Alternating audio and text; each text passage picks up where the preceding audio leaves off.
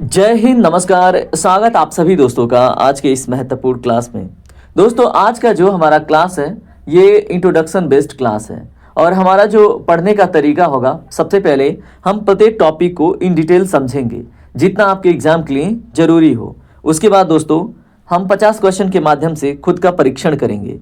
तो यहाँ पे देखिए आपके सामने कुछ प्रमुख टॉपिक जो आज हम कवर करेंगे, जैसे ग्रामीण परिवेश में परिचय और सामाजिक संरचना क्या है, गांधी जी की अवधारणा भारत की आत्मा गांव में बसती है, ग्राम स्वराज की अवधारणा आत्मनिर्भर गांव की अवधारणा, ठीक है। उसके बाद सामाजिक ढांचा, ग्रामीण महिलाओं की स्थिति, ग्राम पंचायतों में इनका जो आरक्षण इनको मिला है, इन सभी महत्वपूर्ण पॉइंट्स के ऊपर आज हम ब्रीफली बात करेंगे। और उसके बाद उसके अतिरिक्त जो भी महत्वपूर्ण क्वेश्चन बन सकते हैं इस टॉपिक से और दिए गए चैप्टर से, उन सबको 50 क्वेश्चन के माध्यम से समझेंगे। तो चलिए आज की क्लास को शुरू करते हैं। दोस्तों, आज जो पढ़ने का तरीका है थोड़ा सा डिफरेंट रखेंगे। जितने भी टॉपिक आज के लेक्चर के लिए आपने देखा, उन सब का जो ग्रास रूट है, जो बेसिक चीज़ है, आपको समझा के चलूँगा, जिससे आपको लेक्चर देखने के दौरान कॉन्फिडेंस आए कि हाँ ये चीज़ें आप सीख रहे हो। उसके बाद इन्हीं टॉपिकों से 50 क्वेश्चन देखेंगे और उन 50 क्वेश्चन से ही दोस्तों आपके एग्जाम में प्रश्न आएगा। तो चलिए आज के इस लेक्चर को शुरू करते हैं पहले टॉपिक के साथ। गांधी जी की ग्रामीण अवधारणा की बात करते हैं तो उन्होंने ग्राम स्वराज का कॉन्सेप्ट दिया था। अब क्या है, इसको वन बाय वन समझेंगे। सबसे पहले ये जानिए गांधी जी की मंशा क्या थी और उनका क्या मानना था। तो दोस्तों, गांधी जी का मानना था कि भारत की जो उन्नति है उसके गाँवों की उन्नति में निहित है।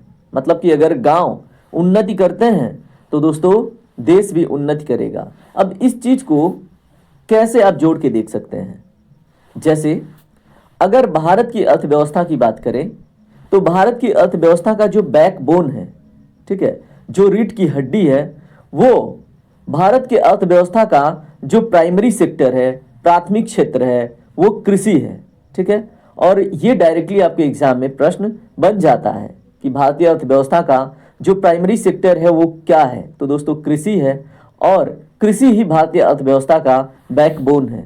ये प्रश्न आपके पेट के एग्जाम में पूछा था। अगर आप ध्यान से देखे होंगे पेपर सारे तो आपको मिला होगा ये प्रश्न, ठीक है।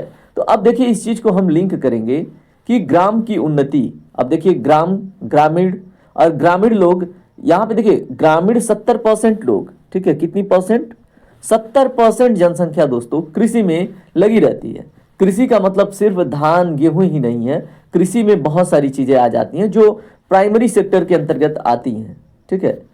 अब यहाँ पे अगर उन्नति होगा, बैकबोन पे अच्छे से काम होगा, तो भारत की अर्थव्यवस्था है वो स्ट्रांग होगी। तो देखिए इतने से पॉइंट में ये सब कुछ निहित था और इसमें ये सारे प्रश्न आपके बन जाएंगे, ठीक है। अब इसी में देखिए महात्मा गांधी जी ने अपना एक प्रमुख नारा भी दिया था, भारत की आत्मा जो है वो गाँव में बसती है। भारत की जो संस्कृति है वो गांव में देखने को मिलेगी। भारत का जो अपनापन है वो कहाँ पे मिलेगा दोस्तों, वो गांव में विशेषतर देखने को मिलेगा। अभी देखिए शहर होने की वजह से लोगों में फॉर्मेलिटी जैसी चीजें आ गई हैं। फॉर्मेलिटी मतलब कि लोगों का एक दूसरे के प्रति जिम्मेदारी जैसे खत्म सा हो गया है।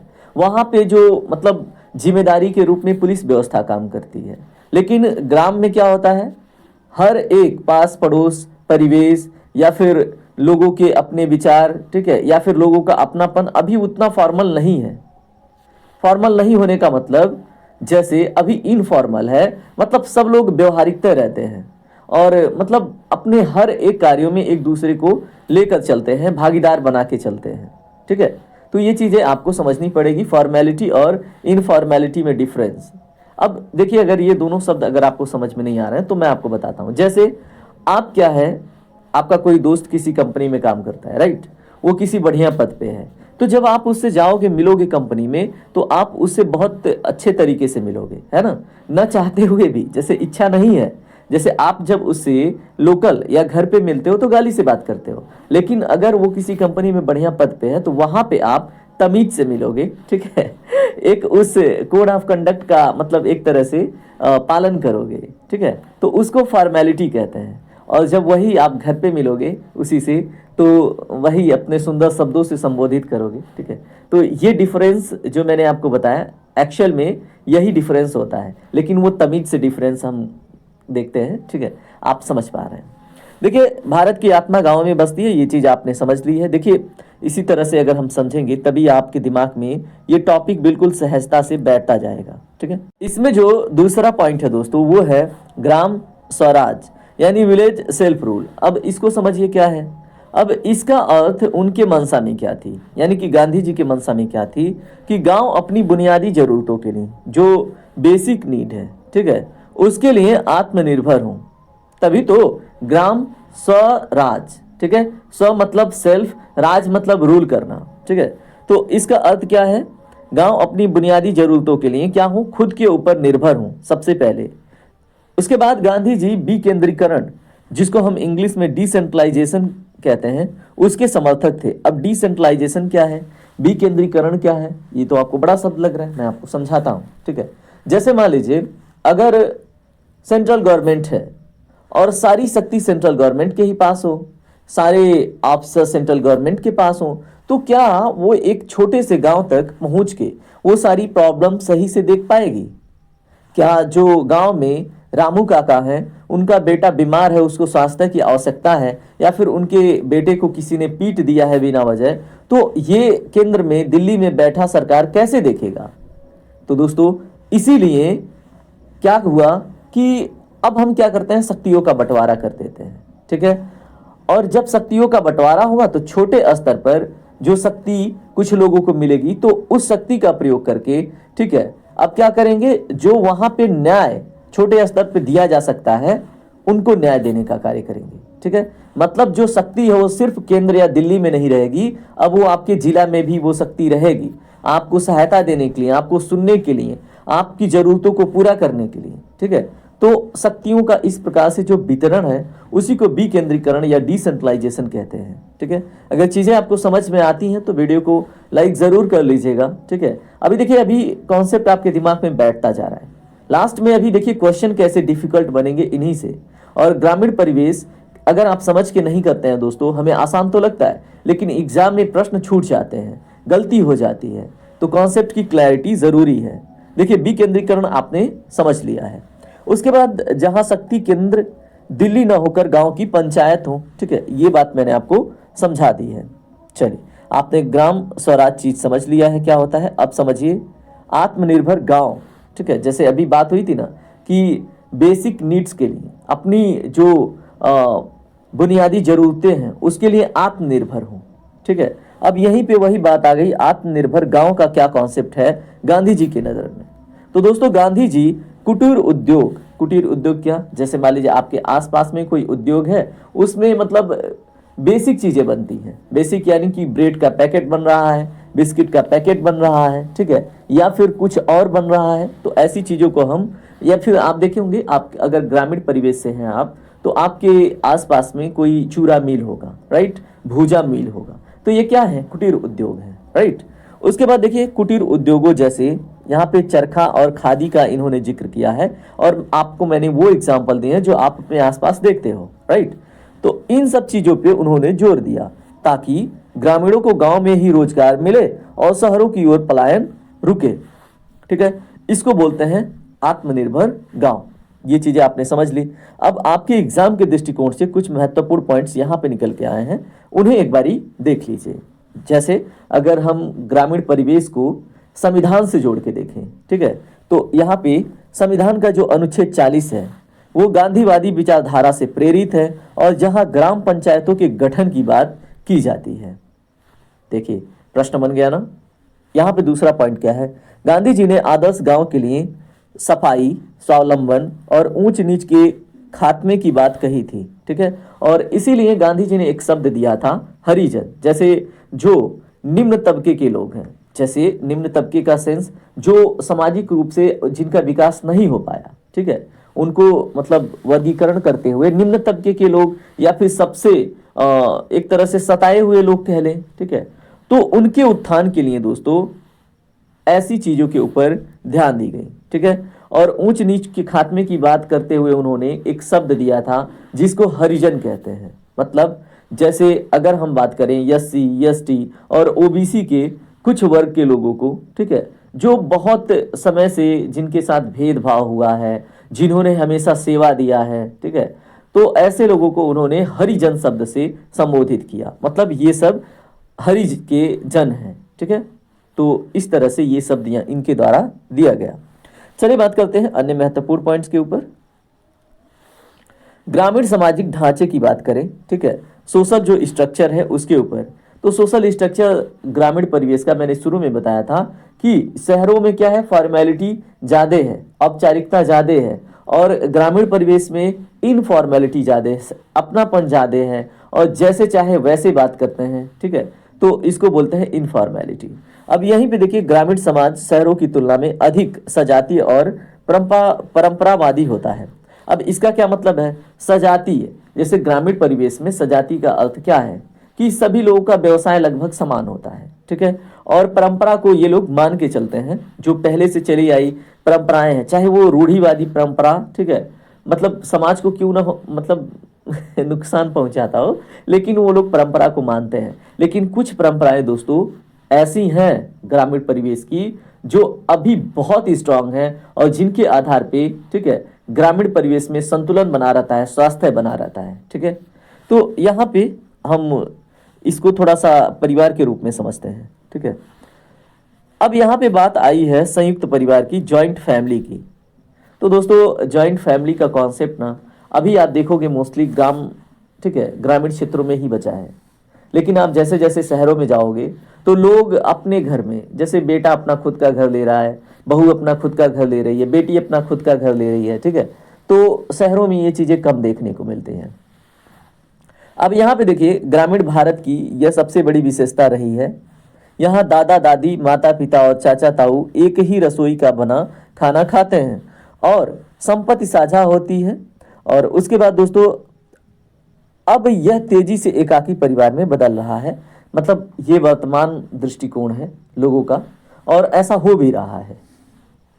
अब संयुक्त परिवार में लड़कियां रहना कम पसंद करती हैं, क्योंकि उनको लगता है कि उनका स्वतंत्रता छिन रहा है, उनके ऊपर अत्याचार हो रहा है। लेकिन ये बातें गलत हैं, ठीक है।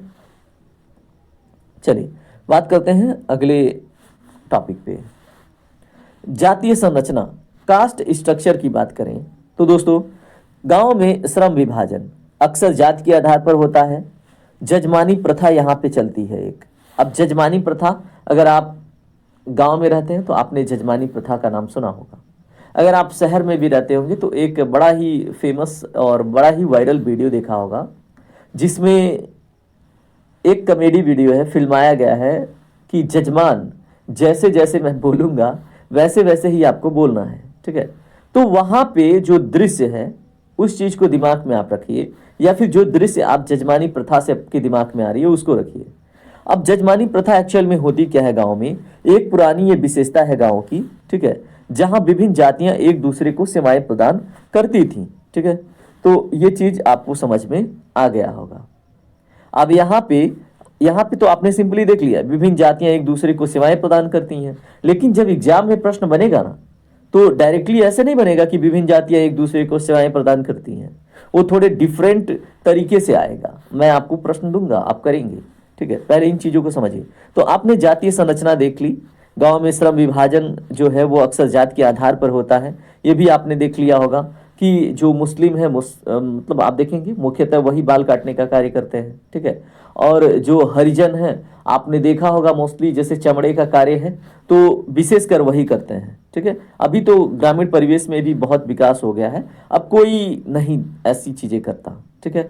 उसके बाद दोस्तों अगर हम बात करें कि पूजा पाठ का कार्य मुख्यतः अभी भी देखेंगे तो जो ब्राह्मण वर्ग है उसी को बुलाया जाता है, चाहे वो किसी भी हिंदू जाति के वहाँ कोई इस प्रकार की कर्मकांड चल रहा हो, या फिर किसी का देहावसान हुआ हो, तो उसके मतलब 16वीं 13वीं में जो भी क्रिया प्रक्रिया होती है उसमें जो भी पूजा पाठ होता है उसमें एक विशेष वर्ग को मतलब आमंत्रित किया जाता है, ठीक है। तो अभी भी ग्रामीण क्षेत्र में आपको जात के आधार पर बटे हुए व्यवसाय देखने को मिलेंगे, लेकिन ऐसा बिल्कुल प्योरिटी के साथ नहीं है, लेकिन कुछ कार्यों में अभी है, ठीक है। तो ये चीज आपने समझ ली, जातीय संरचना। अब हम यहाँ पे बात करते हैं पारंपरिक मूल्य क्या है। तो दोस्तों यहाँ पे गांव में जो सामूहिकता है, ठीक है, गांव में जो सामूहिकता की भावना है वो अधिक होती है, और तीज त्योहार खेती के कार्य मिलजुल कर सब लोग करते हैं। तो यही चीज़ मैंने आपको समझाया कि इनफॉर्मेलिटी अभी गांव में अधिक है, लोग मिलजुल के रहना पसंद करते हैं और लोग अच्छे अच्छे शब्दों से संबोधित करना पसंद करते हैं। ठीक है, उसके बाद अब सामाजिक कुरीतियों की बात करें तो दोस्तों बाल विवाह प्रथा, ठीक है, पर्दा प्रथा और अस्पृश्यता जैसी ये समस्याएं ग्रामीण ढांचे को कमजोर करती हैं। ये बुराई है, ये ग्रामीण परिवेश की सबसे बड़ी बुराई है। दोस्तों मैं ग्राम में रहता हूँ, ग्रामीण क्षेत्र से आता हूँ, मुझे पता है ये बुराई अभी भी जिंदा है। ठीक है, और इसी का दुरुपयोग करते हैं नेता लोग और अपने वोट बैंक की राजनीति खेलते हैं। लेकिन ये मूर्ख समाज, मतलब मूर्ख समाज में मैं भी हूँ, आप भी हैं। ठीक है, ये जानते हुए कि जो जातिगत व्यवस्था है ये अभी क्या कर रही है, जो नया पीढ़ी है, जो नए लोग हैं, जो नई विचारधारा विकसित हो सकती है उसका दमन करती है। जो वोट बैंक की राजनीति होती है दोस्तों, वो जाति धर्म इन्हीं के आधार पर मुख्यतः होती है। ठीक है, तो जब तक हम एक नहीं होंगे, जब तक हम ये जाति शब्द को अपने गलत नजरिए से नहीं देखेंगे, ठीक है, जाति शब्द का होना गलत नहीं है, लेकिन जाति के प्रति जो ऊंच नीच की भावना रखना है, जो छुआछूत की भावना रखना है, ये गलत बात है। ठीक है, तो ये चीजें हमें आत्मसात करनी होगी, तभी हमारा ग्रामीण परिवेश विकास कर पाएगा अच्छे से। ठीक है, अब यहाँ पे कुछ महत्वपूर्ण बिंदु जो आपके एग्जाम के लिए महत्वपूर्ण हो सकते हैं, ठीक है, उन्हें आप एक बारी देखिए। ग्रामीण समाज में जो प्राथमिक समूह है पड़ोस परिवार की, तो यहाँ पे इसकी प्रधानता है। ठीक है, किसकी? जो प्राथमिक समूह है पड़ोस और परिवार की। अभी मैंने बताया इनफॉर्मेलिटी, मिलजुल के रहना, मिलजुल के खेती बाड़ी करना, मिलजुल के शादी विवाह में पार्टिसिपेट करना, मिलजुल के किसी के मतलब अगर किसी के घर पे मृत्यु हुई या फिर कोई घटना हुआ है तो मिलजुल के उसको साथ में लेके चलना। ये ग्रामीण परिवेश की एक बहुत ही सोशल वैल्यू थी, सामाजिक मूल्य था, लेकिन ये भी खत्म होते हुए दिखाई दे रहा है। वो भी सिर्फ जो ग्राम प्रधान के चुनाव में खड़े हो जाते हैं, जो मतलब अपनी लालच के लिए, अपने पद के लिए, कि कुछ जातियों को विशेष सहायता देने की बात करके उनको लोक लुभावना देकर उन्हें तोड़ देते हैं, उनमें गलत चीजें भर देते हैं। ठीक है, तो ये हमें जानने की आवश्यकता होगी, तभी ग्रामीण परिवेश भी अच्छे रास्ते पे होगा, विकास के रास्ते पे होगा। ठीक है, अब यहाँ पे देखिए जो जजमानी प्रथा है दूसरे रूप में यहाँ पे आपको आके मिल गया। देखिए इसका संबंध आर्थिक और सामाजिक सुरक्षा से था। अब चीजें यहाँ पे आपको देखिए, वहां कितने सरल भाषा में था यही बात कि एक व्यक्ति, एक विशेष वर्ग का व्यक्ति दूसरे वर्ग को सहायता देता है, लेकिन यहीं पे जब आर्थिक और सामाजिक सुरक्षा की बात आ गई तो ये भी तो सहायता ही है। मान लीजिए आप कोई मतलब ऐसे पद पे हैं जिसपे आपकी जान की खतरा बनी रहती है, क्योंकि समाज में ऐसी चीजें हैं, तो आप एक विशेष वर्ग से कहेंगे कि आप मेरे रक्षण में खड़े हो जाओ। ठीक है, तो मिल गया ना आपको सामाजिक सुरक्षा। या फिर एक तरह से बिलीव भी होता है, सोशल जो सिक्योरिटी है वो एक बिलीव भी है। ठीक है, और ये बड़ा टॉपिक हो जाता है। जैसे अभी मान लीजिए आप कहीं पे बैठ के किसी प्रोग्राम का आनंद ले रहे हैं, वहां पे भीड़ है। जैसे मान लीजिए आपके ग्राम प्रवेश में आपने देखा होगा छठ पूजन होता है, दीपावली का त्योहार होता है। अब सामाजिक सुरक्षा का जो मूल्य है या फिर समाज में अपनेपन का जो मूल्य है वो खत्म हो जाए, तो ऐसा होगा कि हर एक व्यक्ति दूसरे व्यक्ति से असुरक्षित महसूस करेगा। अब मान लीजिए 5,000 की भीड़ कहीं पे खड़ी हुई है, ठीक है, और वहां पे अगर आपका विश्वास समाज के प्रति नहीं है तो कोई व्यक्ति आके पीछे से आपको छुरा घोंप सकता है। इस बात का जो आशंका है आपके मन में हमेशा बैठा रहेगा। ठीक है, तो आप चैन से नहीं रह पाएंगे, नहीं सेलिब्रेट कर पाएंगे। लेकिन यही ग्रामीण परिवेश में सामाजिक मूल्य बहुत ही स्ट्रांगली देखने को मिलता है। सिर्फ और सिर्फ ये ग्रामीण परिवेश में नहीं, ये शहरों में भी देखने को मिलता है, लेकिन ग्रामीण परिवेश में इसका मूल्य अधिक है। लोगों का विश्वास है एक दूसरे के प्रति कि अगला हमें नहीं मारेगा। ठीक है, लेकिन ये चीजें बहुत पहले नहीं थी, ये अब विकसित हुई हैं। ठीक है, तो ये चीजें जजमानी प्रथा के साथ सारी बातें जुड़ के आएंगी, आपको ये चीजें समझ के चलनी पड़ेगी। देखिए मेरा थोड़ा सा आज पढ़ाने का तरीका अलग है। मैंने कहा था मैं सारी ग्रास रूट को कवर करूंगा, और जिससे क्या होगा कि आप चीजें अच्छे से समझ पाएंगे। जितनी बातें मैं आपको समझा रहा हूं अगर ध्यान से समझते हैं, तो अगर आप स्टेट पीसीएस जैसे एग्जाम को लिखते हैं, ठीक है, मेंस राइटिंग करते हैं, निबंध लिखते हैं, तो ये सभी बातें अगर वहां पे आपके दिमाग में चलती हैं तो सारा लिखना आपके लिए आसान हो जाएगा। अगर कोई भी आप निबंध लिखते हैं और जितने मूल्यों के ऊपर, जितनी बातों के ऊपर हम डिस्कस करके चल रहे हैं, ये सब आपको वहाँ पे सहायता करेंगी, आपके शासन प्रशासन में भी आपको सहायता करेंगी। ठीक है, तो आप ध्यान से सुनिए और चीज़ों को आत्मसात कीजिए। अगला पॉइंट देखिए, इसमें क्या है, ग्रामीण महिलाओं की स्थिति और सशक्तिकरण की बात करें तो महिलाओं की भागीदारी के बिना ग्रामीण विकास असंभव है। दोस्तों, महिलाओं को मतलब ऐसे ही शक्ति का देवी नहीं कहा जाता है। ठीक है, और यहाँ पे मैं एक इंटरेस्टिंग पॉइंट आपको बताऊंगा, मतलब मजे के लिए भी है और सत्य भी है। ठीक है, अगर आप साइंस के स्टूडेंट हैं, ठीक है, और आपने अगर रिप्रोडक्शन चैप्टर पढ़ा होगा, फर्टिलाइजेशन पढ़ा होगा, जाइगोट फॉर्मेशन पढ़ा होगा, चलिए मैं हिंदी में बताता हूँ। अगर आपने संभोग प्रक्रिया से बच्चा कैसे बनता है, क्या होता है, गर्भाशय क्या होता है, ये चीज़ें अगर आपने पढ़ी होगी, तो इस चीज़ को मैं मतलब कुछ इंटरेस्टिंग बातें बता रहा हूँ जहाँ पे ध्यान आपका नहीं गया। ठीक है, उसे सुनिएगा। देखिए होता क्या है, मतलब एक प्रकार से जब मेल फीमेल रिप्रोडक्शन प्रोसेस से गुजरते हैं, ठीक है, तो उसमें स्पर्म तो आपको पता ही होगा। ठीक है, अब आप शिक्षित हैं तो आपसे मैं खुल के बात कर सकता हूँ। ठीक है, तो स्पर्म और जो फीमेल के एग्स होते हैं, मतलब जो स्त्री हैं उनके अंडे होते हैं, राइट, तो दोनों जब एक दूसरे के साथ जुड़ते हैं, ठीक है, एक विशेष प्रक्रिया के माध्यम से, तो जाइगोट बनता है। ठीक है, अब उस जाइगोट फॉर्मेशन में जैसे फर्टिलाइज होगा जब, तो जाइगोट बनेगा, और वो जाइगोट जो बनता है दोस्तों, उसमें जो न्यूक्लियस वाला पार्ट है, जो स्पेशली डीएनए मटेरियल है, वो तो मतलब अपने पिता से लेके आया हुआ वो स्पर्म है, लेकिन उसका जो बाहरी कवच तैयार होता है, ठीक है, वो जो माइटोकॉन्ड्रिया होती है वहाँ पे, ठीक है, वो माइटोकॉन्ड्रिया आती है माता से, फीमेल से। ठीक है, और आपको एक चीज़ बता दूं, बॉडी के सेल में, ठीक है, जो पावर हाउस है, जो शक्ति है, कहते हैं ना कि पावर हाउस ऑफ सेल, तो माइटोकॉन्ड्रिया ही है। और वो कहाँ से आई है दोस्तों? वो आई है मुख्यतः महिलाओं से, ठीक है, स्त्रियों से, माताओं से। तो वो जो शक्ति का स्रोत है वो माताएं होती हैं। ये एक वैज्ञानिक दृष्टिकोण है। तो ये चीज़ भी आप आज बेहतर तरीके से समझ पाएंगे कि स्त्रियां शक्ति स्वरूप क्यों होती हैं। ठीक है चलिए, मैंने ये मनुष्य वर्ग की विशेषकर बात करी है। चल, अब इसमें देखिए, आपने बात करनी है ग्रामीण महिलाओं की स्थिति और सशक्तिकरण। ठीक है, अब इनको एम्पावर्ड करने की आवश्यकता क्या है और क्या विषय है, इन्हें समझिएगा। तो ग्राम पंचायतों में जो 33% रिजर्वेशन है, ठीक है, महिलाओं के लिए, ये 73वें संविधान संशोधन 1992 के तहत, ठीक है, दिया गया है। और इसके तहत महिलाओं को पंचायती राज संस्थाओं में कम से कम 1/3 आरक्षण दिया गया है। ठीक है, तो ये चीज़ें आपको याद रखनी है, आपके एग्जाम में ये प्रश्न डेफिनेटली देखने को मिलेगा।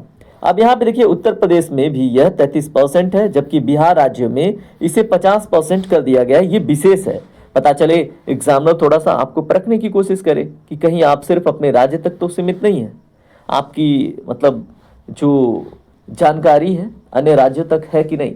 तो आप देखेंगे 50% तक बिहार जैसे कुछ राज्यों में किया गया है। ठीक है, आइए हम बात करते हैं सामाजिक आर्थिक सुधार के ऊपर। ठीक है, अब सामाजिक आर्थिक सुधार क्या है? स्वयं सहायता समूह, आपने सुना होगा सेल्फ हेल्प ग्रुप की बात। आजकल ग्राम में, अगर ग्रामीण परिवेश में देखेंगे आप, तो कुछ महिलाओं का एक टीम होता है। ठीक है, वो लोग पैसा इकट्ठा करती हैं और बैंक में जमा करती हैं।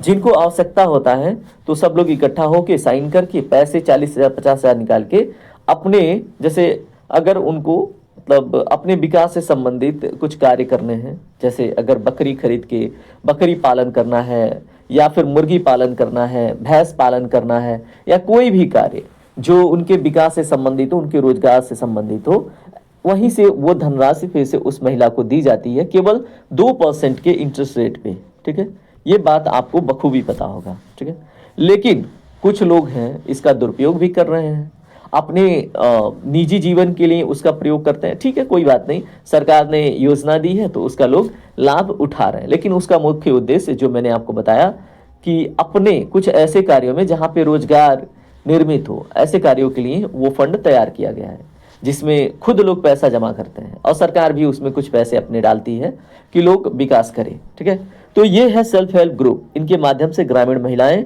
लघु ऋण लेकर छोटे व्यवसाय शुरू करती हैं। तो ये बात है। उसके बाद मनरेगा की बात करें, ठीक है। अब मनरेगा का नाम तो चेंज हो गया, आप बताएंगे मुझे कमेंट करके कि अब मनरेगा का नाम क्या है। तो दोस्तों इसमें महिलाओं को 33% कार्य आरक्षित है और उन्हें पुरुष के समान वेतन मिलता है, जिससे उनकी आर्थिक निर्भरता कम हुई है, ठीक है। ये विशेषकर women empowerment in the rural region के लिए है, मतलब जो ग्रामीण परिवेश में रहने वाली महिलाएं हैं उनके सशक्तिकरण के लिए है, आप याद रखिएगा, ठीक है। तो ये चीज़ें आपको कैसी लग रही है आप मुझे कमेंट करके जरूर बताएंगे। अब यहाँ पे उनके एम्पावरमेंट के लिए महिलाओं के कुछ विशेष योजनाएं ग्रामीण परिवेश में चली थी, जैसे जो पिंक बस सेवा है, पिंक बूथ है, पिंक टॉयलेट है, ठीक है। ये उनके सशक्तिकरण और सुरक्षा को ध्यान में रखकर ही चलाई गई योजनाएं हैं, ठीक है। अब इसी में एक बीसी सखी है। अब बीसी सखी का फुल फॉर्म अगर आपसे पूछ ले तो दोस्तों बैंकिंग कॉरेस्पॉन्डेंट सखी इसको कहते हैं। यह योजना 22 मई 2020 में आई थी, डेट याद रख लेंगे, 22 मई 2020 में आई थी, ठीक है। अब इसका उद्देश्य क्या है? तो दोस्तों उत्तर प्रदेश सरकार द्वारा ग्रामीण क्षेत्रों में ये महिलाओं को बैंकिंग सेवाओं से जोड़ना और उनको रोजगार देना, ठीक है, ये इसका उद्देश्य था, ठीक है। तो ये चीज आप याद रखेंगे, आपके एग्जाम में प्रश्न बन सकता है, ठीक है। अब यहाँ पे अगर आपसे प्रश्न पूछ ले, मतलब ऐसे करंट अफेयर ओरिएंटेड कि 2025 तक, ठीक है, राज्य में लगभग कितनी महिलाओं को प्रशिक्षित किया गया इसमें, ठीक है, और जिनसे कितने लोग सक्रिय रूप से इससे जुड़ पाए हैं। तो दोस्तों इसमें शिक्षित किया गया है 50,192 महिलाओं को, ठीक है। ये मैं विशेषकर उत्तर प्रदेश की बात कर रहा हूँ, ठीक है, और जिसकी वजह से 39,561 सक्रिय रूप से लोग कार्य कर रहे हैं, ठीक है। तो ये चीज़ें आपके एग्जाम में पूछी जाएं तो डाटा भी याद रखेंगे। उसके बाद दोस्तों इसी में दूसरा जो पॉइंट है उसको हम देखते हैं। दूसरा पॉइंट क्या है? ग्राम प्रधान के रूप में महिलाओं के आने से गाँव में जो पेयजल और स्वच्छता है, ठीक है, ऐसे मुद्दों पर ध्यान अधिक दिया गया है। लेकिन ये सिर्फ कहने की बातें हैं। मैं ग्रामीण क्षेत्र से हूँ, आप भी ग्रामीण क्षेत्र से हैं, कोई विशेष सुधार नहीं होता है। मैं आपको एक चीज़ बताऊं, ग्राम प्रधान का एक सच्चाई जो भी ग्रामीण परिवेश में है आप लोग को मैं बताता हूँ, आप लोग देखना, ठीक है। ये इस सिलेबस से थोड़ा सा हट के जागरूकता का विषय है। आप एक एप्लीकेशन आता है हमारा पंचायत करके, हमारी पंचायत करके, ठीक है, उस एप्लीकेशन के अंतर्गत जाएंगे तो आप देखेंगे कि कितना राज्य सरकार ने मतलब कितना पैसा दिया हुआ है उस गांव के विकास के लिए, और कितना केंद्र सरकार ने कुछ केंद्र के अंतर्गत चलने वाली योजनाएं हैं उसके अंतर्गत पैसा दिया है। सब कुछ डिटेल आपको मिल जाएगा। वहां पे आप देखेंगे जो ग्राम प्रधान होते हैं वो अनावश्यक खर्च दिखाते हैं, ठीक है। जहां पे खर्च 50 रुपए का हुआ रहता है वहां पे वो 500 रुपए और 1000 का खर्च दिखाते हैं, ठीक है। आप खुद देखिएगा उन आंकड़ों को। और कभी कभी तो ऐसा आप देखेंगे जहां पे जो मजदूर जिस कार्य में नहीं गया है उसको वहां पे पैसे मिलते हुए दिखाई देते हैं। जिस कार्य में एक व्यक्ति कार्य कर रहा था, ठीक है, जहां पे एक व्यक्ति मजदूरी कर रहा था वहां पे 4-5 लोगों का नाम आपको दिखेगा, हाजिरी लगाई गई रहती है।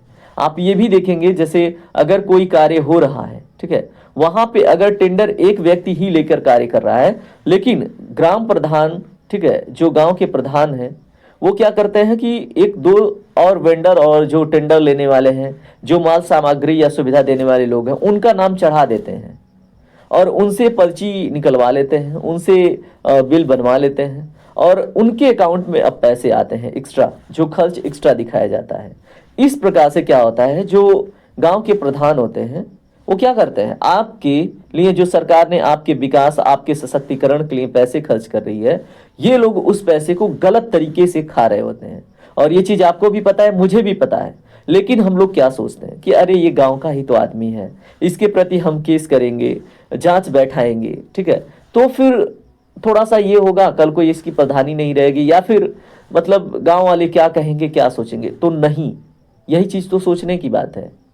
यही सोच सोच के दोस्तों जो ग्राम प्रधान के पद के लिए लोग 20-20 लाख 30-30 लाख खर्च करते हैं, क्योंकि जब हम सत्ता में आएंगे तो चूसेंगे। भाई चूसने का मतलब क्या है, जो सरकार पैसे लाएगी उसको खाएंगे, और जितना बड़ा गांव उतना ही अधिक बजट आता है दोस्तों, ठीक है। अब मैं अपने गांव की बात करूं तो हमारे वहां 1600 प्लस के आसपास जनता वोट करती है और हमारे वहां प्रत्येक वर्ष औसतन 18 लाख रुपए आते हैं, ठीक है। लेकिन 2025 में थोड़े कम पैसे आए थे, लेकिन औसतन 18 लाख प्रत्येक वर्ष आते हैं सरकार की तरफ से। और उन 18 लाख में मुझे जहां तक लगता है ग्राम में जो कार्य होते हैं एक वर्ष के दौरान, उसमें 5 लाख का भी कार्य मुश्किल से होता होगा। अनावश्यक खर्च दिखा के पैसे खा लिए जाते हैं, और जैसे मैंने बताया ना, ऐसे ही खाए जाते हैं, क्योंकि मैंने खुद इस विषय पे रिसर्च किया है, ठीक है। मैंने देखा है कहाँ पे फंड चुराया जा रहा है, किस तरह से खाया जा रहा है, लेकिन मेरे पास वो एक्चुअल डाटा नहीं होंगे, मैं इस चीज़ को देख के भी सिद्ध नहीं कर पाऊंगा, ठीक है। तो इन सब चीज़ों में आप जागरूक बनिए। तो ये चीज़ आपने समझ ली। ग्राम प्रधान के रूप में महिलाओं के आने से गांव में पेयजल, स्वच्छता, इन सब मुद्दों पे अधिक ध्यान दिया गया, चलिए मान लेते हैं, ठीक है। चलिए अब आते हैं आपके एग्जाम के दृष्टिकोण से जो बनने वाले महत्वपूर्ण हाईलाइट पॉइंट्स हैं उनके ऊपर बात करते हैं, तो इसे समझिए। देखिए, एक तो 73वां संविधान संशोधन आपको याद रखना है, जिसके बाद क्या हुआ कि जो ग्रामीण परिवेश है या फिर ग्राम सभा है, उसको क्या मिला, शक्ति मिला, संवैधानिक शक्ति मिला, अपने वहाँ लोकल गवर्नमेंट या कह लें कि लोकल सेल्फ गवर्नमेंट जैसी शक्ति मिली, ठीक है। कब? 73वें संविधान संशोधन में। और 73वां संविधान संशोधन कब हुआ दोस्तों? 1992 में। और लागू कब हुआ? 24 अप्रैल 1993 को। और इसीलिए दोस्तों 24 अप्रैल का जो डेट है बहुत इंपॉर्टेंट हो जाता है। क्यों? क्योंकि इसको हम ग्राम पंचायती राज दिवस के रूप में देखते हैं, या पंचायती राज दिवस के रूप में देखते हैं, ठीक है। तो याद रख लीजिएगा, एग्जाम में प्रश्न बन जाएगा। उसके बाद दोस्तों अनुच्छेद 243D की बात करें तो इसी के तहत पंचायतों में महिलाओं को आरक्षण प्राप्त होता है। तो ये आर्टिकल आपके एग्जाम के लिए बहुत ही ज़्यादा महत्वपूर्ण हो जाता है। चलिए बात करते हैं अगले पॉइंट पे। अब यहाँ पे कृषि की बात कर लें तो दोस्तों ग्रामीण समाज की 70% से अधिक अर्थव्यवस्था जो है वो खेती पर टिकी हुई है, और लेखपाल के रूप में आपको किसानों की सामाजिक स्थिति को समझना अनिवार्य है। और यहाँ पे देखिए, अभी जो उत्तर प्रदेश का लेटेस्ट बजट आया है 2026-27 का, इसमें इस बजट में एक बात कही गई है, जो वर्किंग वुमेन्स है इन द एग्रीकल्चर सेक्टर, मतलब कृषि क्षेत्र में कार्य करने वाली जो महिलाएं हैं उनका कितना प्रतिशत का योगदान है? तो 78.8%। ये डाटा आप अपने दिमाग में बिठा लीजिए, आपके एग्जाम में डायरेक्टली देखने को मिलेगा इस बारी कि कृषि क्षेत्र में महिलाओं का, ठीक है, कितना प्रतिशत भागीदारी है। तो दोस्तों 78.8%। ये क्वेश्चन मान लीजिए कि आउट हो गया है आपके एग्जाम के लिए, आप इसको लिख लीजिए, ठीक है। उसके बाद देखिए यहाँ पे कुटीर उद्योग की बात करें तो आत्मनिर्भरता के लिए एक जिला एक उत्पाद की बात होती है। अब इसमें योजना, मतलब ये यूपी के ग्रामीण विकास का नया आधार है। और कहाँ से योजना स्टार्ट हुई थी? तो दोस्तों गोरखपुर में सबसे पहले इंप्लीमेंट हुई थी, और वन डिस्ट्रिक्ट वन प्रोडक्ट के रूप में, जैसे मान लीजिए अगर हम बात करें फिरोजाबाद को, तो वहाँ पे चूड़ियों को महत्व दिया गया है। अगर हम बात करें मुरादाबाद को, तो वहाँ पे पीतल के बनने वाले बर्तनों को महत्व दिया गया है, ठीक है। तो इसी प्रकार से जैसे गोरखपुर में जो आप देखेंगे एक विशेष प्रकार की मिट्टी, जिसको हम क्या बोलते हैं, आप कमेंट कीजिएगा, टेराकोटा, ठीक है। तो उससे बनने वाले बर्तन या फिर अन्य सामग्री, उसको हम ग्लोबलाइज यानी कि कह लें ग्लोबल लेवल पे उसको महत्व देने के लिए कार्य कर रही है सरकार इस ODOP के अंतर्गत। और ये अपने पूरे जितने भी डिस्ट्रिक्ट हैं उत्तर प्रदेश के, उसमें सबसे बड़ा योगदान जो टेराकोटा से बनने वाले बर्तनों का है वो गोरखपुर के पास है, और उसका GI टैग भी है उसके पास, टेराकोटा से बनने वाले बर्तनों का। और अगर बात करें दोस्तों कि विश्व स्तर पर जो उत्तर प्रदेश है वो चाहती है इत्र नगरी, आप बताएंगे कौन है इत्र नगरी, उसको विश्व स्तर पर प्रमोट कर रही है। पीतल से बनने वाले बर्तनों को भी विश्व स्तर पर प्रमोट करने की कोशिश चल रही है, ठीक है। तो इस बात को आप दिमाग में बिठा के चलेंगे, ठीक है। ODOP के अंतर्गत ये चीज़ें आप थोड़ा सा ध्यान रखेंगे। उसके बाद लर्निंग टिप की बात करें, आप कैसे पढ़ेंगे इन सब चीज़ों को, तो गाँव में सामाजिक नियंत्रण क्या है, अनौपचारिक, जैसे मैंने बोला इनफॉर्मेलिटी, इन साधनों जैसे धर्म, परंपरा, पंचायत, ठीक है, इनके द्वारा अधिक प्रभावी होता है। जबकि शहरों में कानून और पुलिस, जो मैंने आपको सही से शुरू में ही समझा दिया था कि फॉर्मेलिटी अधिक होने की वजह से, ठीक है, जो शहरों में नियंत्रण का कार्य करती है वो पुलिस करती है। लेकिन जहाँ पे हम बात करें ग्रामीण परिवेश में, यहाँ पे अनौपचारिक साधनों का प्रयोग किया जाता है। धर्म को आधार बनाया जाता है कि अगर हम ऐसा कृत्य करेंगे तो ये देवी देवता नाराज हो जाएंगे या फिर हमारे धर्म के विरुद्ध है, ठीक है। परंपरा और पंचायत द्वारा इनको अधिक प्रभावी, ठीक है, मतलब इससे अधिक प्रभावी होता है ये जो गाँव में सामाजिक नियंत्रण है, ठीक है। तो ये चीज़ें आपने बहुत डिटेल में पढ़ ली हैं, अच्छे से पढ़ ली हैं। और अब चलिए बारी आती है प्रश्नों की, और अब हम बात करेंगे उन 50 महत्वपूर्ण एमसीक्यू के ऊपर जो आप हल करेंगे और मुझे आप आंसर करेंगे। तो चलिए शुरू करते हैं। चलिए, इस प्रकार पहला क्वेश्चन आपके सामने है, इसको पढ़िए ध्यान से। भारत की आत्मा गांव में बसती है। अब यह प्रसिद्ध कथन निम्नलिखित में से किसका है? दिए गए ऑप्शन में से राइट आंसर का चुनाव कीजिए। दोस्तों, अभी आपने पढ़ा, ये महात्मा गांधी जी का स्टेटमेंट है। उम्मीद करता हूं आपने राइट आंसर किया होगा, ध्यान से पढ़ा आपने। अगला प्रश्न देखिए क्या है। महात्मा गांधी द्वारा प्रतिपादित ग्राम स्वराज की जो अवधारणा है, इसका मुख्य आधार क्या था? बताइए, समझाया मैंने अच्छे से? तो दोस्तों, आत्मनिर्भरता और विकेंद्रीकरण, और दोनों चीजें मैंने डिटेल में समझाई है। आत्मनिर्भरता के लिए कुटीर उद्योग और विकेंद्रीकरण किस लिए? क्योंकि जो शासन प्रशासन है वो दिल्ली में ना बैठे, वो हमारे लोकल आसपास में रहे, जो रामू काका की प्रॉब्लम देख सके। ठीक है, अगला प्रश्न। भारतीय संविधान का कौन सा अनुच्छेद राज्यों को ग्राम पंचायतों के गठन का निर्देश देता है? बताइए। बताया आपको, अनुच्छेद 40। अनुच्छेद 32 संवैधानिक उपचार के बारे में बात करता है। अनुच्छेद 44 यूनिफॉर्म सिविल कोड के बारे में बात करता है। और अनुच्छेद 51 दोस्तों बात करता है अंतर्राष्ट्रीय स्तर पे जो शांति और समझौते हैं। ठीक है, अगला प्रश्न।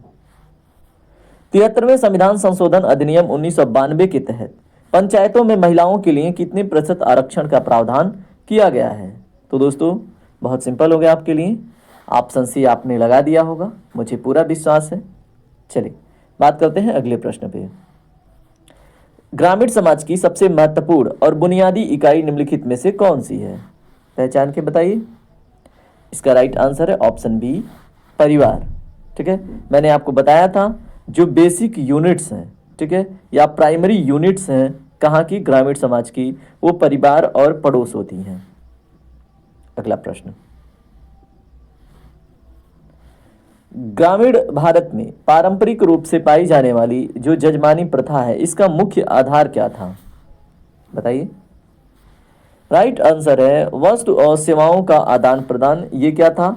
मुख्य आधार था। लेकिन जो जजमानी प्रथा है ये किसमें सुरक्षा देती थी? आर्थिक और सामाजिक सुरक्षा। ठीक है, तो आप इसको कैसे भी प्रश्न बने अब आप कर पाएंगे। अगला प्रश्न। गांधी जी के अनुसार आदर्श गांव की स्थापना के लिए किस पर सर्वाधिक बल दिया गया था? बताइए। इसका राइट आंसर है ऑप्शन बी, कुटीर एवं ग्रामोद्योग के ऊपर। ये बात मैंने आपको बताई थी, बिल्कुल बताई थी। चलिए बात करते हैं अगले प्रश्न पे। अगला प्रश्न है, उत्तर प्रदेश में राष्ट्रीय पंचायती राज दिवस किस तिथि को मनाया जाता है?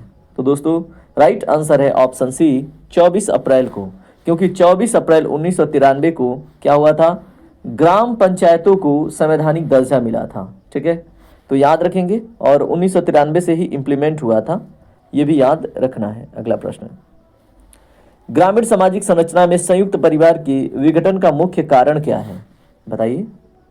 राइट आंसर है औद्योगिकरण और नगरीकरण। मैंने बताया था अर्बन शहर में या फिर शहरों में कह लें, ठीक है, लोग क्या करते हैं? अपनी बेटी के लिए अलग मकान, बेटा के लिए अलग मकान। क्यों? क्योंकि उसका जॉब उस इंडस्ट्रियल कॉरिडोर में है, उसका जॉब उस रेलवे कॉरिडोर में है, या फिर उस रेलवे सेक्टर में है, या फिर इंडस्ट्रियल सेक्टर में है, कोई कहीं पे सर्विस सेक्टर में है, तो कितना अप डाउन करेगा। ठीक है, तो चीज़ें आप बखूबी समझ सकते हैं, मैंने आपको डिटेल में समझा रखी है, आपसे प्रश्न नहीं छूटेगा।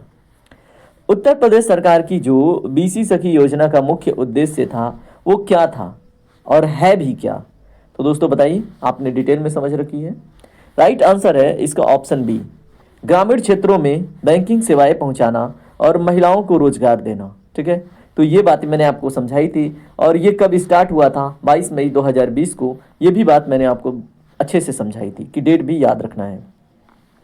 अगला प्रश्न, निम्नलिखित में से कौन सी ग्रामीण समाज की एक प्रमुख विशेषता है?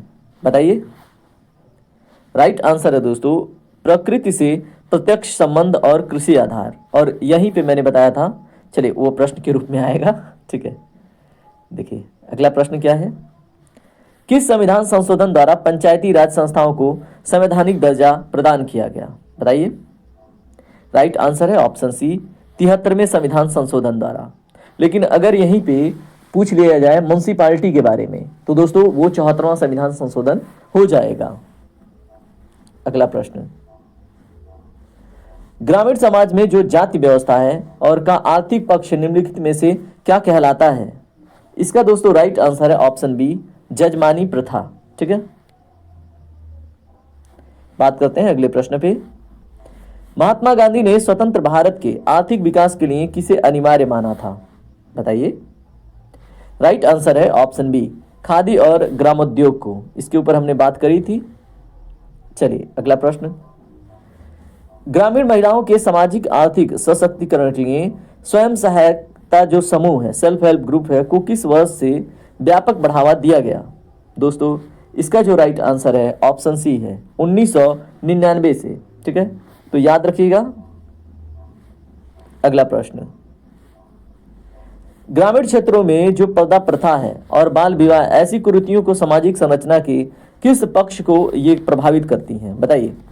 जो बाल विवाह है, ठीक है, ऐसी जो कुप्रथाएं हैं, ये सामाजिक संरचना के किस पक्ष को मतलब एक तरह से नुकसान पहुंचाती हैं? राइट आंसर कमेंट कीजिए। तो दोस्तों महिला विकास और सामाजिक गतिशीलता को ये प्रभावित करती हैं। ठीक है, बहुत इजी क्वेश्चन था। चलिए अगला प्रश्न, ग्राम सभा की सदस्यता के लिए न्यूनतम आयु सीमा क्या निर्धारित है? ये एक्स्ट्रा इंफॉर्मेशन आपसे पूछा जाएगा। तो दोस्तों कम से कम आप 18 वर्ष के होने चाहिए। अगला प्रश्न, उत्तर प्रदेश लेखपाल को ग्रामीण समाज के किस दस्तावेज का रख रखाव करना होता है? तो दोस्तों ये तो आपके एग्जाम से रिलेटेड पॉइंट है, तो याद रखेंगे खसरा और खतौनी। चलिए अगला प्रश्न, गांव की ओर लौटो, बैक टू विलेज का विचार निम्नलिखित में से किस दार्शनिक से निकटता रखता है? बताइए। ये तो एक्स्ट्रा इंपॉर्टेंट क्वेश्चन हो गया आपके लिए, मैंने ला रखा है, यहाँ पे पढ़िए। तो दोस्तों इसका राइट आंसर है महात्मा गांधी। ठीक है, बैक टू विलेज है ना, जैसे बैक टू वेदास था दयानंद सरस्वती जी का, वैसे ही बैक टू विलेज, ठीक है, ये महात्मा गांधी का है। अगला प्रश्न, पंचायतों में महिलाओं को आरक्षण प्रदान करने वाला संविधान का विशिष्ट अनुच्छेद कौन सा है? Very very important question. बताया था 243D। ग्रामीण अर्थव्यवस्था का मुख्य आधार क्या है? तो बैकबोन मैंने डिस्कस करी थी इन डिटेल, कृषि एवं पशुपालन है ना, इकोनॉमिक सेक्टर का बैकबोन भारत का। गांधी जी का जो यहाँ पे क्या है, ट्रस्टीशिप, और इनका जो सिद्धांत है वो ग्रामीण परिवेश में किस पर लागू होता है? बताइए। तो दोस्तों भू स्वामियों और संपत्ति के संरक्षकों पर। ठीक है, याद रखेंगे। अगला प्रश्न क्या है, समाजशास्त्रियों के अनुसार गांव एक समूह है, तो फिल इन द ब्लैंक्स, जो खाली जगह है उसको भरिए। बताइए। यहाँ पे दोस्तों राइट आंसर है प्राथमिक। मैंने आपको डिटेल में समझाया था कि जो कृषि है, कृषि से संबंधित क्षेत्र हैं, वो प्राथमिक क्षेत्र में आते हैं। ठीक है, अब कृषि, खेती बाड़ी और जैसे कोल माइनिंग वगैरह भी किस में आ जाएगा? पशुओं को पालना, ये किस में आ जाएगा? ये सब प्राइमरी सेक्टर में। तो यही है, समाजशास्त्रियों के अनुसार गांव एक प्राथमिक समूह है। ठीक है, अगला प्रश्न, समाजशास्त्री हो अर्थशास्त्री दोनों के दृष्टिकोण से, मनरेगा। ठीक है, अब इसका नाम जी राम जी करके आया है, आप लोगों को पता होगा। ठीक है, अब मनरेगा योजना में महिलाओं की जो भागीदारी का न्यूनतम प्रतिशत है वो कितना अनिवार्य है? बताइए। तो दोस्तों 33%, याद रखिएगा। उत्तर प्रदेश के ग्रामीण क्षेत्रों में सामुदायिक विकास कार्यक्रम की शुरुआत कब हुई थी? राइट आंसर ऑप्शन बी है 2 अक्टूबर 1952 को। Very very important. ठीक है, उत्तर प्रदेश के ग्रामीण क्षेत्रों में सामुदायिक विकास कार्यक्रम की शुरुआत 2 अक्टूबर 1952 को हुई थी। ये एग्जाम में आपके प्रश्न बन जाएगा। ठीक है, अगला प्रश्न, आत्मनिर्भर गांव की जो संकल्पना है उसमें निम्नलिखित में से कौन सा तत्व शामिल नहीं है? तो दोस्तों राइट आंसर है आपका ऑप्शन बी, पूर्णतः बाहरी सहायता पर निर्भरता। ठीक है, तो ये इसके आत्मनिर्भरता गांव के तत्व में शामिल नहीं है। इसमें है क्या एक्चुअली कि गांव स्वयं के ऊपर निर्भर हों, ठीक है, कुटीर उद्योगों जैसे चीजों को बढ़ावा दें। तो ये महात्मा गांधी का भी सिद्धांत है। अगला, ग्रामीण समाज में जाति का निर्धारण किस आधार पर होता है? दोस्तों राइट आंसर है किसके आधार पे बताइए? जन्म के आधार पर। ऐसा मत सोच लीजिएगा कर्म के आधार पर। अभी जो ग्रामीण समाज में, ठीक है, जाति का निर्धारण है वो जन्म के आधार पर होता है, ठीक है। और जन्म के आधार पर जाति निर्धारण अभी भी कुछ ग्रामीण परिवेश में कुछ कार्य हैं जो विशेष जाति वर्ग के लोग करते हैं, ठीक है। और अगर हम शहरों में देखें, जो विकसित नगर हैं, वहाँ पे आप देखेंगे ब्राह्मण परिवार का सैलून चल रहा है ना। मुस्लिम परिवार का व्यक्ति वहाँ पे माला, पुस्तक या फिर वेद बेच रहा है, ठीक है। अगर आप देखेंगे कि जो चमार वर्ग का व्यक्ति है वो मतलब किसी बढ़िया काम में लगा हुआ, बढ़िया क्या, सारे काम बढ़िया ही होते हैं, ठीक है। लेकिन जिनको अपने अतीत में, भारत के अतीत में जिन कार्यों को महत्व दिया गया है, तो महत्व के कार्य अब उनको कोई भी वर्ग कर रहा है, ठीक है। लेकिन वर्तमान में सभी महत्व के कार्य हैं, ये दिमाग में बिठा लीजिएगा। कोई भी कार्य छोटा बड़ा नहीं होता है। आप देखेंगे ब्राह्मण परिवार का व्यक्ति का नाम, ठीक है, आप किसी बूट, उसका फैशन सूट या फिर उसका मतलब एक तरह से बूट पॉलिश का एक पूरा सेटअप चल रहा है, ठीक है। तो अब जो कार्य हैं, ठीक है, वो जातिगत रह नहीं गए हैं शहरों में। लेकिन अभी ग्रामीण परिवेश में देखेंगे तो जो बाल काटने का कार्य है वो विशेषकर मुस्लिम वर्ग का कार्य करता है। जो शादी विवाह में जजबानी का कार्य करता है मुस्लिम वर्ग का करता है, ठीक है। अगर आप देखेंगे अभी भी जो मुर्गी या फिर मटन वगैरह काटने का कार्य है ग्रामीण परिवेश में, वो मुख्यतः मुस्लिम वर्ग का ही व्यक्ति कर रहा होता है। आप देखेंगे ये 90% एक्यूरेसी है, ठीक है, इस डाटा में देख लीजिएगा अपने आसपास। उसके बाद अगर मैं बात करूं, ठीक है, शहरों में, तो शहरों में अब हर कोई सब कुछ करता है, ठीक है। तो ये है थोड़ा सा। अगला प्रश्न, लखपति दीदी योजना का मुख्य लक्ष्य ग्रामीण महिलाओं को प्रतिवर्ष कितनी आय तक पहुंचाना है बताइए? दोस्तों राइट आंसर है ऑप्शन बी, 1 लाख रुपए तक, ठीक है, याद रखिएगा। ग्रामीण समाज में जो अनौपचारिक सामाजिक नियंत्रण है का सबसे प्रभावी साधन क्या है? जैसे मैंने बताया था शहरों में पुलिस है, तो ग्राम में क्या है?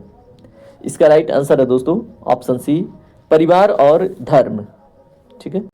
क्वेश्चन नंबर 30 देखिए, ये वेरी वेरी इंपॉर्टेंट क्वेश्चन है, ठीक है। आप इस क्वेश्चन से और दिए गए ऑप्शन से आप अपने किसी भी एग्जाम में, चाहे वो पीसीएस का एग्जाम दीजिए, चाहे आप यूपीएससी का एग्जाम दीजिए, चाहे तो आप उत्तर प्रदेश का मतलब कोई भी बढ़िया एग्जाम दीजिए, वहां पे एक प्रश्न आपको यहां से देखने को मिलता ही मिलता है। अब ये प्रश्न क्या है?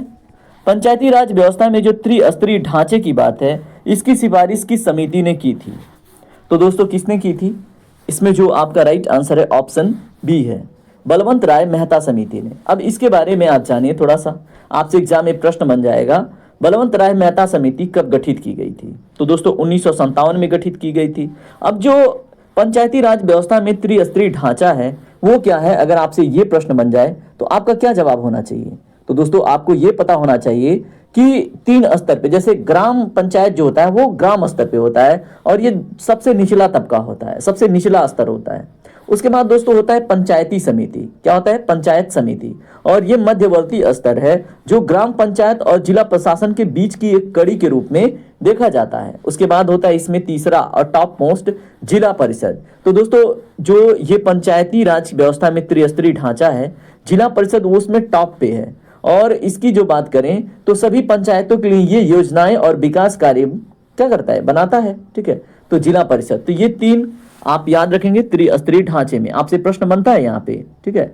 तो आपने इस चीज को देख ली। अगर आपसे प्रश्न बने जैसे अशोक मेहता समिति से, ठीक है, तो इसके बारे में भी जान लीजिए, ये भी पंचायती राज व्यवस्था से रिलेटेड है। तो अशोक मेहता समिति दोस्तों ये 2 टियर गवर्नमेंट की बात करता है। मतलब जैसे यहाँ पे त्रिस्तरीय देखी आपने, 3 टियर, ये बलवंत राय मेहता जी ने कही, लेकिन अशोक मेहता ने 2 के बारे में बात करी, ठीक है, 2 टियर। अब देखिए इसको याद रखने का तरीका क्या है, बलवंत राय मेहता, ठीक है। अब यहाँ पे आपको 3 दिख रहा है, बलवंत राय मेहता, तो त्रिस्तरीय, मतलब एक ट्रिक बता रहा हूं याद रखने का, क्योंकि यहाँ पे कंफ्यूजन होता है, इसलिए जो अपने शोध हैं वो शेयर कर रहा हूं। अब आप नहीं भूलेंगे, बलवंत राय मेहता 3 लेटर है, ये त्रिस्तरीय की बात करता है।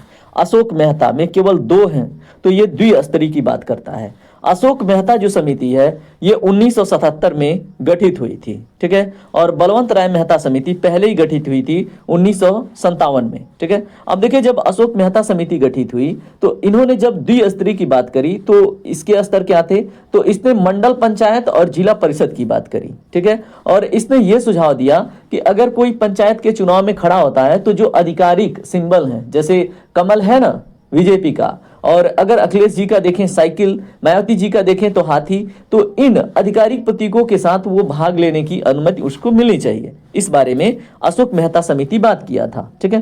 तो ये चीजें भी आपको पता होनी चाहिए।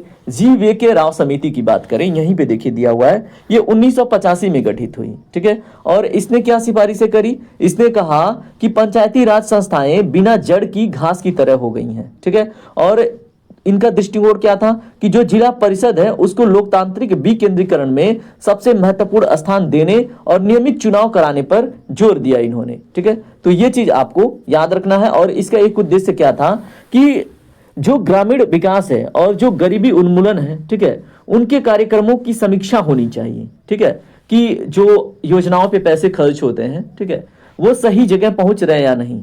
तो ये GVK राव समिति की बात है, याद रखेंगे, 1985 में गठित हुई, ठीक है। उसके बाद LM सिंघवी समिति है, तो इसका गठन दोस्तों 1986 में हुआ। राजीव गांधी सरकार उस टाइम पे था, ठीक है, तो उनके द्वारा ही गठित हुआ। और इस समिति का योगदान पंचायती राज को आधुनिक रूप देने में बहुत बड़ा रहा, ठीक है। तो ये बातें हैं। और इन्होंने क्या सिफारिश करी थी, सबसे पहले पंचायती राज संस्थाओं को संवैधानिक मान्यता देने की जो पुरजोर सिफारिश करी थी वो LM सिंघवी समिति ने करी थी। जो 73वें संविधान संशोधन, ठीक है, 1992 में ये इनको दर्जा मिला पंचायती राज व्यवस्था को, ठीक है, जो 24 अप्रैल 1993 से लागू हुआ, ठीक है। तो इसके ऊपर सबसे ज्यादा जोर LM सिंघवी समिति ने करी थी। कब गठित हुआ था, तो दोस्तों 1986 में, ठीक है।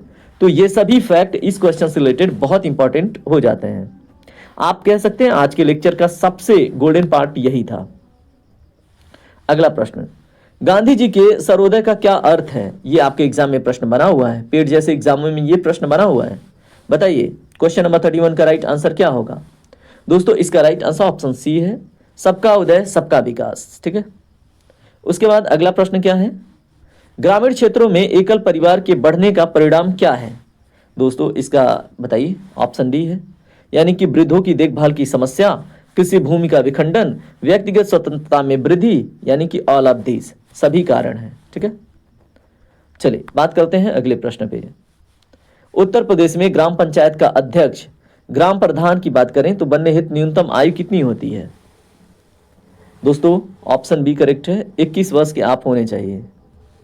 अगला प्रश्न, दीनदयाल अंत्योदय योजना का मुख्य केंद्र बिंदु कौन सा है इसमें। इसका जो राइट आंसर है ऑप्शन बी है, ग्रामीण गरीब महिलाओं और स्वयं सहायता समूह, ठीक है। अगला प्रश्न, ग्रामीण विकास के संदर्भ में प्योरा मॉडल किसने दिया था। राइट आंसर है इसका option B, doctor APJ Abdul Kalam, ठीक है। तो इसका फुल फॉर्म प्योरा का पूछा जाता है, ठीक है। तो इसका फुल फॉर्म आप याद रखेंगे, provide urban immunity to the rural area, ठीक है। तो याद रखेंगे, यानी कि जो अर्बन की सुविधाएं हैं, मतलब शहर में सुविधाएं दी जाती हैं वो ग्रामीण क्षेत्रों को प्रदान की जाए, ठीक है, उस प्रकार की व्यवस्थाएं। ग्रामीण सामाजिक ढांचे में पदानुक्रम जो हायरार्की है उसका मुख्य आधार क्या रहा है। तो दोस्तों बताइए, ऑप्शन सी करेक्ट है, जाति व्यवस्था, ठीक है। अगला प्रश्न आपसे पूछा गया है, पंचायतों के निर्वाचन की जिम्मेदारी निम्नलिखित में से किसकी होती है। राइट आंसर है ऑप्शन बी, राज्य निर्वाचन आयोग, ठीक है।